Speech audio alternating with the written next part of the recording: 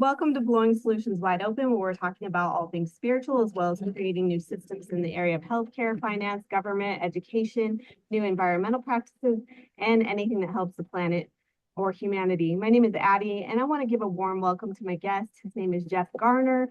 He's a sustainable fashion visionary and a celebrity designer who has designed for Giselle Bundchen, Taylor Swift, the Jonas Brothers, Rihanna, Carrie Delevingne, Susie Cameron, Def Leppard, Kings of Leon, and other artists. Jeff has also won an Emmy for the documentary Remastered, which shines a light on the toxins in fashion and the potential health implications that can be associated with that.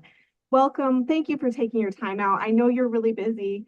Um, I have to tell you, I got an email a couple of days ago from someone, and the title of it was Hidden Toxics in Fashion. And I thought to myself, this can't be about the guy that I asked to be on my podcast.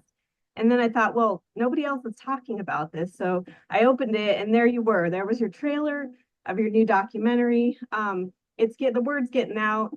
And I just want to say that before you get into that, can you tell us a little bit about how you got to where you're at? This is a really unique career, and I'm super excited about what I'm learning about it. So how'd you get there? The quick story is growing up in Nashville on a horse farm, I learned very quickly what affects the natural elements of things. And all my buddies, mates were in bands, and they said, "Hey, be in our band." I said, "No way, but I'll dress you." And then I started, my grandmother taught me to sew. Long story short, I started putting together band outfits and doing stage clothing, merchandising, etc. So when I got into the production side of the merchandise is where I learned quickly about the plastisol inks, and the screen printing, etc., and about the fabrications and the dyes. I was like, wow, this is super dirty. And just being a farm boy, I was like, I'm not putting this into Mother Earth. Like, there's no way. So either I got to quit what I love doing as a designer, creative, or I figure out a different solution. And that's what set me on that path. So it wasn't like I converted later in life, as I started that way. And so yeah, at the time, this is 22 years ago. I mean, there wasn't anyone really discussing it or talking about it. And literally, the textilers have to go and beg. I was like, "Can you make things out of hemp?" They're like, "Jeff, no, nobody's going to buy it." I said, "Well, what if I give you a $50,000, t-shirt order from a band?" They're like, "Okay, yeah, we'll make hemp. We'll do whatever you want." I'm like, "Cool." So I started leveraging my buying power with the band merch to start more natural fibers. And one of the companies is still in business in LA, and they're like, "Thank you so much for converting us early on, or not converting, but making them see there's a potential in the marketplace." And so, anyways, so yeah, now there's more company textiles doing natural fibers, but it's been a slow burn, and now that's why I'm doing the doc and the book to bring it home and say, "Hey, look, our bodies we're designed to be nude. We were never designed to wear clothing, and so the absorption rate is 37% on an average, right? So if you sweat or exercise or friction, it's going to be more.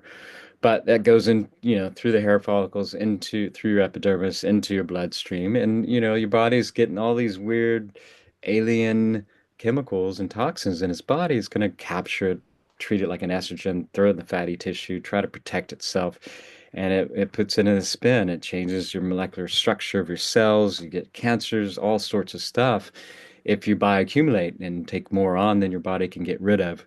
And then we're doing things, stupid things like wearing bras and too tight of pants and things like that that restrict your lymphatic system. That is the purpose, the design is to get out the toxins. So yeah, so I was like, wow, okay, this is interesting. So my creative analytical brain was like, I want to dive deep into this and figure it out. So yeah, that's how it began. Yeah, it sounds like you clearly listened to like almost like a source calling as a kid. So I think that's amazing. Not to mention, you talk about not only is it harsh on our bodies, but just the whole production factor alone on the environment. I know for me that's a big part of it too, as far as why I actually really looked into what you're doing. Can you Yeah. speak a little more on that?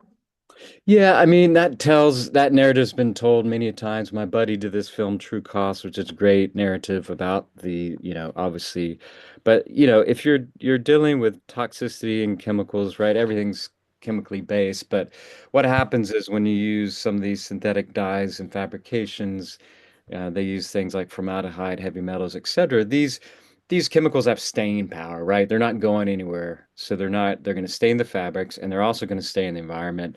And everyone's talking this year, and I kind of predicted it a few years ago, like you're going to start hearing this word called PFABs. And they're like, what the hell is that? And I was like, well, PFABs, and I explained how, the Army was using them to waterproof and fireproof their uniforms, and then it was discovered in the water in the well system and was polluting towns and nearby Army bases, and nobody knew what was going on until they tested the water. And that's how they kind of discovered, and that's how PFABs kind of got blown up. Obviously, there was films about it and that kind of thing. But so that was a first kind of recourse of saying, oh wow, what we put in the environment stays in the environment and gets into our water and affects us. So same thing with these chemical dyes and fabrications. They have the same chemical mixtures, ingredients, etc. We just call them different names. And you have 80 different PFABs, and we're talking about three that they're getting rid of, but there's more. There's just too much to control, regulate. We only have the data of about 80 of these chemicals in clothing, so we don't even know what the other ones do to our bodies. So that's the disconnect, and that's, not to put fear into people, but it's a un research area that needs to be developed further. And I'm telling everyone, hey, hold on, we got to stop using this stuff until we realize the impact.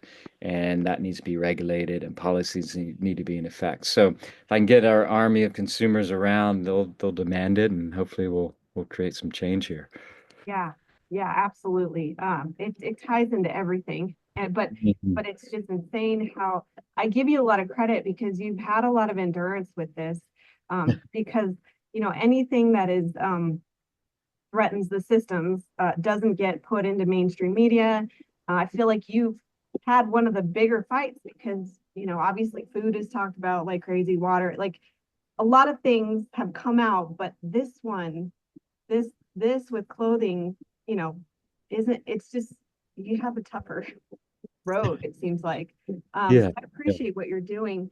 Uh, can you tell me why I've heard of hemp clothing, but and I've heard actually a lot of good things about hemp. Can you tell us a little bit more about why that's so good in your clothes? I see it as, and there's other materials that are great. I see it as the kind of perfect solution for fabrication because I've worked with it since the beginning. The tensile strength is higher than any other fabric, right? So therefore you don't get holes. It lasts longer. It hold dyes 10 times better than like cotton, for example. Cotton holds water, so you have the mildew factor. You have, where it gets soggy, doesn't gets colder, etc. So with hemp, it's antifungal, antibacterial. It's permeable in nature, but it doesn't soak up the water vapor, etc. So, in my viewpoint, it's good for like traveling, etc., because you can wear it like for socks, for underwear, that kind of thing. And obviously, it's utilitarian. They used to use it first denim, Levi Strauss use it for the first denim jeans. The endurance level is great. But there's a disconnect with what it feels like and looks like, and that's everyone's asked, well, why do you do couture? I'm like, I do couture to show that you could have hemp on this beautiful dress with Giselle and dye with indigo, and you wouldn't tell the difference, from like a Dior dress. And that's why I set off to do that, because there's a disconnect. They bastardized these natural fibers, mainly hemp, years ago because they didn't want people to use it Yeah, because they know it's the perfect solution and answer, and they want to sell stuff. So they take polyester, they put additives on it. They say it's antifungal, antibacterial, doesn't stain, blah blah blah, stain resistant, don't need to iron it.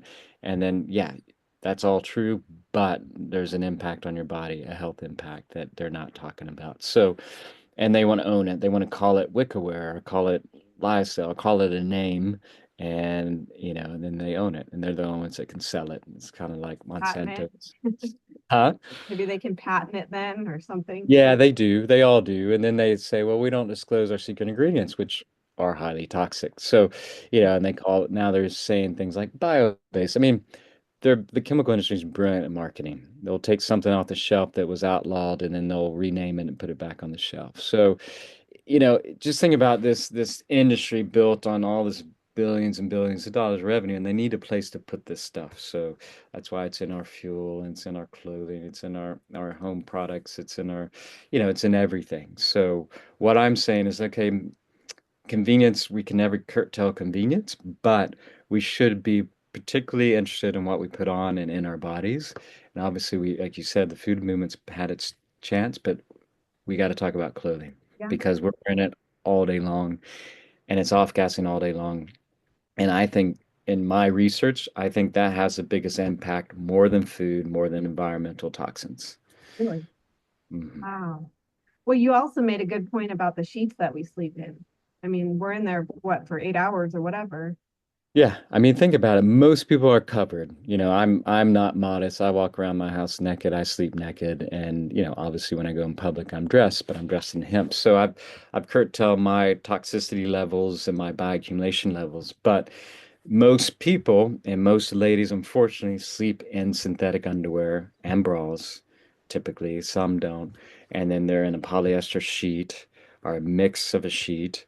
And so you never give your body a break from that influx of toxicity.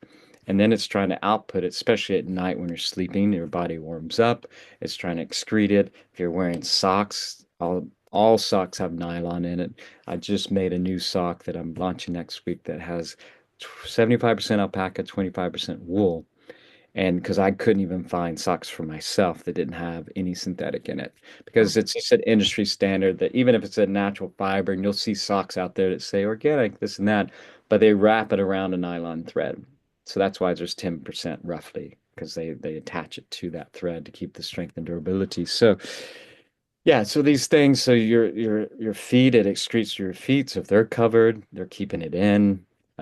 Your hair products obviously put it into into your brain there. And so it's just this influx that we need to just learn how to give our bodies a break. And so when we're clothed, we don't give it a break. So that's our whole kind of campaign and idea is like, hey, it does enter your body. We know that for a fact. It does affect your health. We know that for a fact. And so let's give it a break, a detox. brilliant. How do people, I'm assuming you make these Mhm. products. How do people find you? Because do you make sheets, for example? And Funny question. I just made some this past week. I've sampled out everything. I mean, I'll show you. You look around my room. So I play a lot. I have over 600 patterns, and I don't just do couture. It's funny how many people's like, "Can you do a t-shirt?" I'm like, "Yeah, that's like two pattern pieces. My dresses are 30, like obviously." But they I don't do too. know. It's like all they see is these couture pieces. I'm like, "Yeah, I started, this everything I'm wearing. This is a thermal. It's, everything I'm wearing I make." But what you run into, I'm a small guy. If in order for me to produce everything on the market from yoga pants, etc., I would need an investor or somebody to team up with me. And the first thing they do is they're going to take away my plant-based dyes, or they're going to take away this, they're going to try to commercialize it, and I don't want to offer that to the public. So right now I only have hemp boxers for men and women, and I have socks now, and we're introducing sheets this week actually for the film. I teamed up with a company in Germany already doing it. But when I received their samples, and they don't mind me saying this, I checked it out. I did my own test, and there was an additive on their organic cotton, and they had plant-based indigo dye, but the textiler added an additive to keep it from molding, from retaining stains, etc., because they thought that's a practicality of sheets. They didn't know. When I tested it, they were shocked, like, no, Jeff, da da, because they're passionate as I am. It just shows you right there, unless you really, really know, even as a manufacturer, they tell you different things. So, anyways, we're offering sheets. So it's all going to be online through our website, prophetic.com and letthembenaked.com. Just those are the three things I want to tackle is intimates, and sheeting. And then the third thing would be detergents with which everyone can replace tonight. Seventh Generation's great. Ecos is in our documentary. I like them because they disclose their six ingredients, everything that's in there, two of which are known allergens, but it's like it's the lesser evil, if you know what I mean. So some people have allergic reactions to them, others don't. They're creating a sheet so that you don't have the plastic containers, right? So they have no residue and they go straight into. So I That's like their sorry. innovation. Yeah, Ecos creating that sheet. Ecos is, yeah, and they're family owned, so they can kind of move with. They're still learning too and trying to do everything better. Seventh Generation's the other one that I really like as far as what they're doing. But detergents are huge because especially if you're wearing synthetic clothing, you go to the gym, you work out, you sweat. People wash them same night. They wash them, wash and wash and wash, and that toxic burden's coming out of the laundry into our water supply, and that's why the fashion industry is so, toxic. It's not necessarily just the manufacturing; it's the laundering, All and connected. it's all connected. Yeah, but that's something that people can change. That's why I focus on it. Right. Everyone, no matter if you can't change your wardrobe right now, everyone can change the detergent because both those companies offer it in a wide range of places to buy online and in store, and they're almost as cheap as the synthetic crap, that's out there. Yeah. Now, are you looking to make your own detergent also, or are you just coupling with them? No, no, I wanted to keep everything free. Like I didn't receive any money from the documentary from any companies. Like anything I choose to talk about is just because I believe I've done my research and study and for example, I have Icebreaker in the film and they're a small, not small, but they're pretty well known. They're like a smaller Patagonia. They're based in New Zealand. All their stuff I wouldn't recommend. I would honestly say that they still use synthetics. But what I liked about them is that they took one of their top synthetic pieces, it's like a puffer jacket off the market, lost millions of dollars, revamped it to a natural product, meaning using the wool that they are known for. And they did that because they knew they had to. So they're working towards a goal. And they're a big company, so it takes longer for them. But I like their intention and I think it's a good example of companies that can do it instead of just trying to push it away and say it's not real or that's fake or that's not, it's not harming us, denying it versus accepting it and say, yeah, we do need to change and we're going to start doing it. And that to me is enough.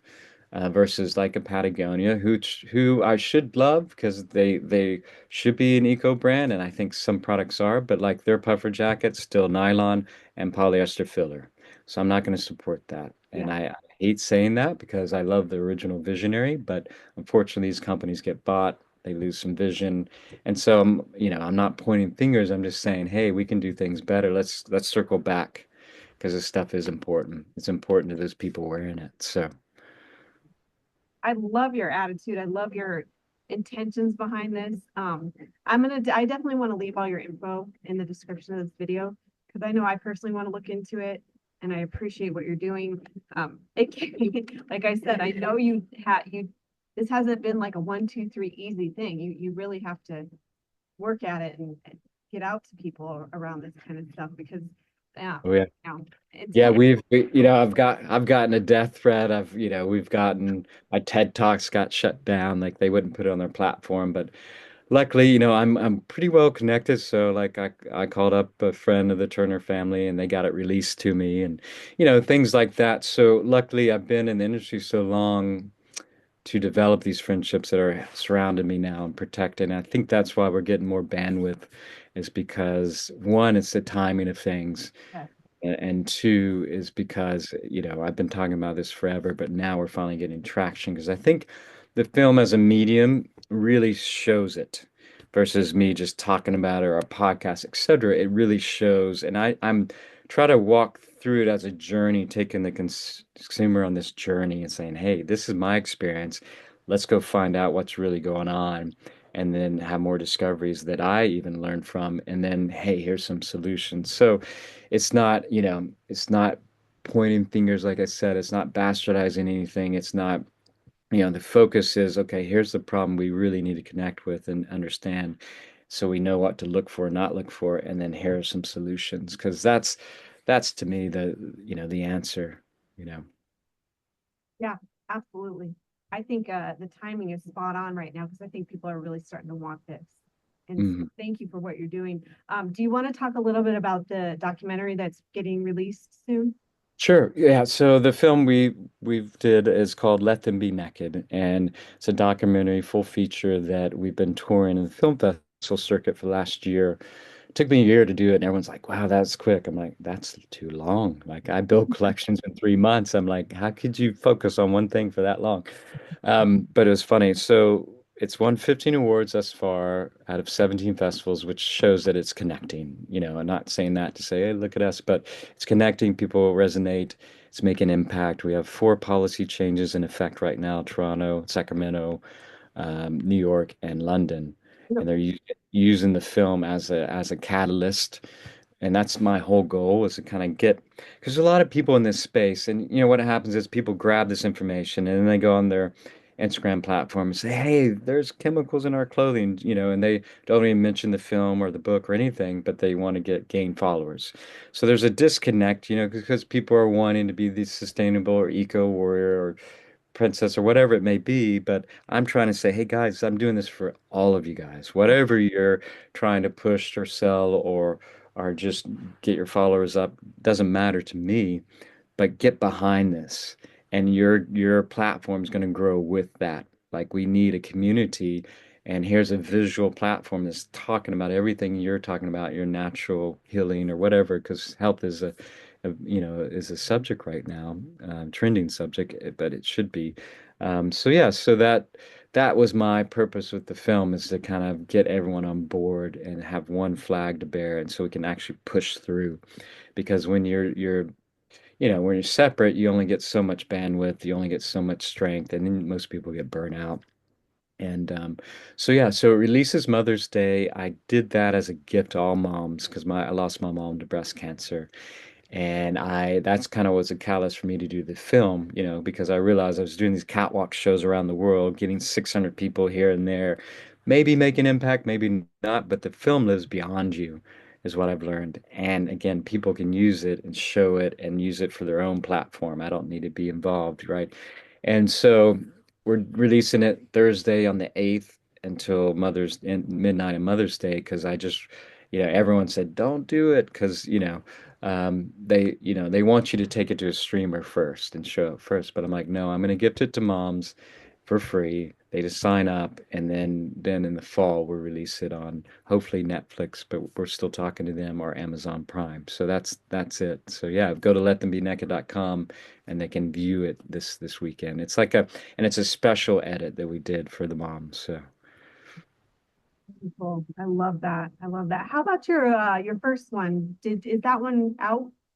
Or how do yeah, people see the first one? yeah, remastered is a 30-minute short, and what that was, the state of Tennessee, since I'm from here, they were covering kind of designers, creatives in the area, and heritage brands. So they were doing Jack Daniels and other brands, and they picked me as one of four or six, I think. And anyways, so they came to me and I said, yeah, sure, but I want to be involved in the production. So I helped produce it because I wanted to make sure the narrative I was telling wasn't just a designer and artist, but it was about the mission. And so, yeah, I got on the started on the Cowboy Channel because we had horses in it, of course. And then it went on to Amazon. But yeah, it won an Emmy for what we're trying to do. So that really helped spur this idea is like, okay, film is the medium. Because it's funny, people in my hometown didn't even know what I did, and then they saw the remaster and like, well, I'm like, great. It only took 20 years, but so Oh, good. I'm glad you found the right platform on that. Well, yeah. I thank you so much. I really appreciate what you're doing. It means a lot to me. And I think that now is the time.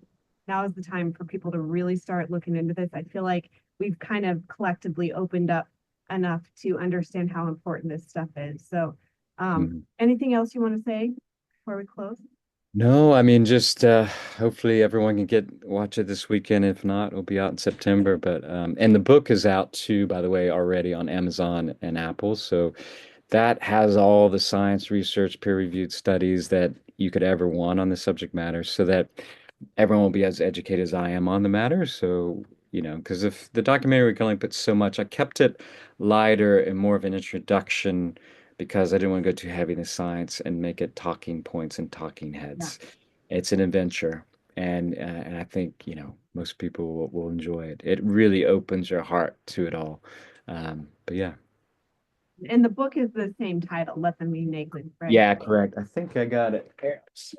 I got an artist to paint the cover for me. But yeah, Beautiful. yeah. And that's the back. Look at that. Very cool. Yeah. Yeah. Well, you're doing great work. Keep it up. Thank Thank you you. so much. I appreciate you coming on here. Um, yeah, I think I think you covered everything really well. And I want to make sure that I get all your info in the description. And you're welcome to say it out loud if you want, like where people can find you the easiest. Yeah. Um, So my design collection is called Prophetic with a K, so prophetic.com. And then the film and the book is called Let Them Be Naked. So it's just letthembinaked.com. So that's where you can find us and keep up with the journey. awesome. Well, thank you, Jeff. Keep going. We love it. And we'll come back if you have anything new. Love to hear about Awesome. Yeah, who knows? it. All right. Thank you. Have a great day. Bye. Bye.